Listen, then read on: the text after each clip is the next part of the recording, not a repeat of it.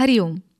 आत्तापर्यंतच्या चिंतनातून स्वधर्माचरणाचं पालन केल्यास भगवंताची पूजा कशी होती ते आपण पाहिलं. पण भगवंतांचंच एक वचन असंही आहे की तुम्ही अनन्य भावानी माझं चिंतन कराल, मला एकट्याला शरण याल, तर तुमचा योगक्षेम मी सांभाळीन. मग या दोन्ही वचनांची सांगड कशी बरं घालायची, असा प्रश्न अभ्यासकाच्या समोर निश्चित उभा राहील. पण या दोन्ही वचनांना स्वतंत्र न अभ्यासता यांचा संकलित अर्थ काढला तर भगवंताची अनन्य भक्ती म्हणजेच स्वधर्मयज्ञ आहे असा निघतो. संतांच्या उपदेशानुसार सर्वांशी सलोख्यानं वागणं, परस्त्री, परधन आणि परनिंदा या त्रिकुटापासून कायम दूर राहणं, याबरोबरीने सदैव भगवंताच्या नामाचं अनुसंधान राखणं, या गोष्टी ज्याला नित्य आचरणात आणता येतील त्या जीवाला योगक्षेमाची चिंता करण्याची आवश्यकता नाही.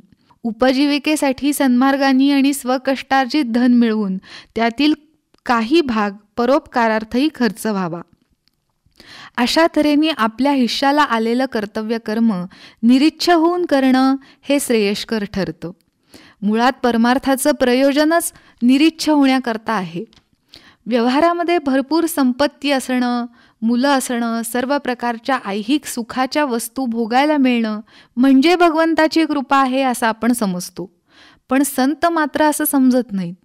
कृपा करताना भगवंत सर्वात आधी सर्व बाजूने नागवून टाकतो. खूपदा विलक्षण संकटाचे प्रसंग उभे करतो, पण त्यातून जो विचलित न होता भगवंताचा अनुसंधान तुटू देत नाही आणि देवाकडे काहीही लौकिक मागत नाही, अशा भक्तांवर परमेश्वर प्रसन्न होऊन आपला बुद्धियोग देतात. आपल्या गळ्यातील तायताप्रमाणे त्याचं संरक्षण करतात. भगवंताच्या सिद्धी देखील अशा भक्तांच्या आज्ञेची वाट पाहत असतात. नरदेह हा भगवंताने विशेष कारणासाठी दिला आहे. या देहाचं सार्थक करून जीवात्म्यानी जन्ममरणाच्या फेऱ्यापासून सुटका करून भगवंताशी ऐक्य करावं अशीच देवाची अपेक्षा आहे. सामान्य माणसांसाठी कर्माचरण करूनच मोक्षलाभ घेणे उचित आहे.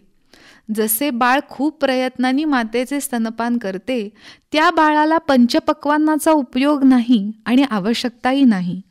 तसे नैष्कर्म्य अवस्था उच्च कोटीची जरी असली तरी त्यासाठी तसा उच्च अधिकारही अंगी असावा लागतो. यावर माऊली सुंदर ओवी लिहितात. जे सायासे स्तन्य सेवी, ते पक्वान्ये केवी जेवी, म्हणून बाळका जैसी निदावी धनुर्धरा.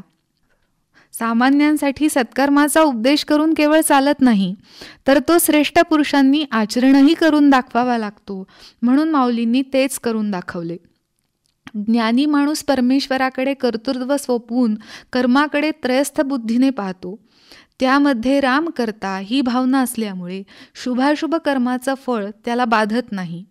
पण मी करता आहे, मी केलं म्हणूनच झालं, असा अहंकारी भावनेत जर राहिला तर त्या कर्माचं चांगलं वाईट फळ भोगावं लागणारच आणि मग त्यापासून दुःख किंवा सुख हेही अनुभवास येणार. म्हणून अहंकार टाकून मी करता आहे हा भाव टाकून जर कर्म केलं तरच ती निर्दोष होतात. हेच सोहम उपासनेचं गूढ आहे. याचंच चिंतन पुढील भागात करू.